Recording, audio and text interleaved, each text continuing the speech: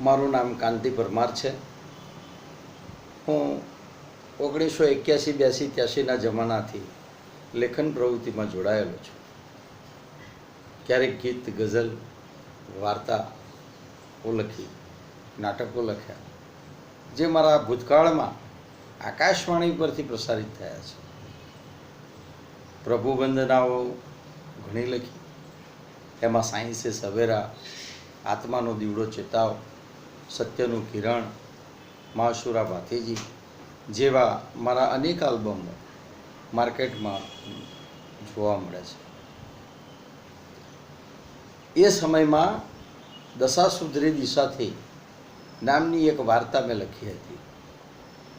એ વાર્તા લખતા તો લખાઈ ગઈ હતી, પરંતુ મને મનોમને એમ થતું હતું કે આ ટીવીના જમાનામાં, ફિલ્મ જગતના જમાનામાં આ મારી વાર્તાનો ઉદ્દેશ, મારી વાર્તાના વિચારો લોકો સુધી, ખાસ કરીને આદિવાસી સમાજ સુધી કેવી રીતે પહોંચાડું, એ દીધામાં હતું. ત્યારે જીગર ફિલ્મ્સ પોઈન્ટના માધ્યમથી એ માસ્ટરની નામના ટાઇટલથી આ ગુજરાતી ફિલ્મનું નિર્માણ કર્યું.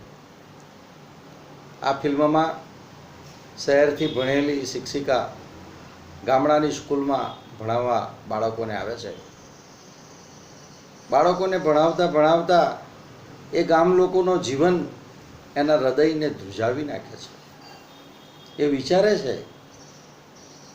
કે આ ભારત દેશ જે વિકાસની યાત્રામાં જઈ રહ્યો છે, ગુજરાત ગતિશીલ બની રહ્યું છે, ત્યારે આ ગામડું કેટલા અંશે બધું પાછળ છે, એને મારે આગળ લાવવાનો પ્રયત્ન કરવો જોઈએ.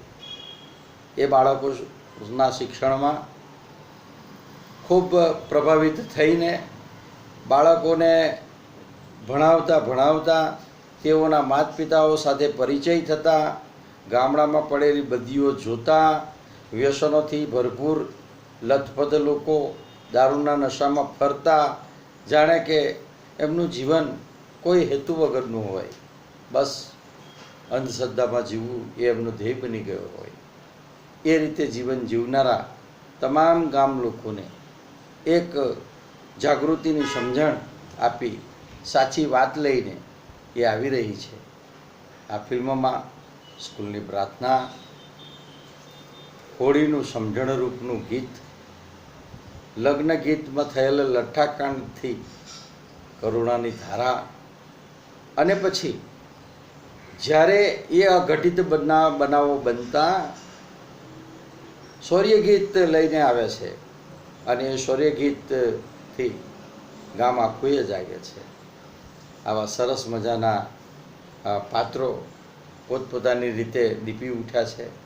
આ ફિલ્મમાં મુખ્ય હિરોઈન તરીકે આશા પંચાલ, જીત ઉપેન્દ્ર, પરેશ ભટ્ટ, મહેશ રબારી, ત્રંબક જોશી, રતન રંગવાણી, ચાંદની પટેલ જેવા નામી કલાકારોએ અભિનયના અજવાળા પાથર્યા છે.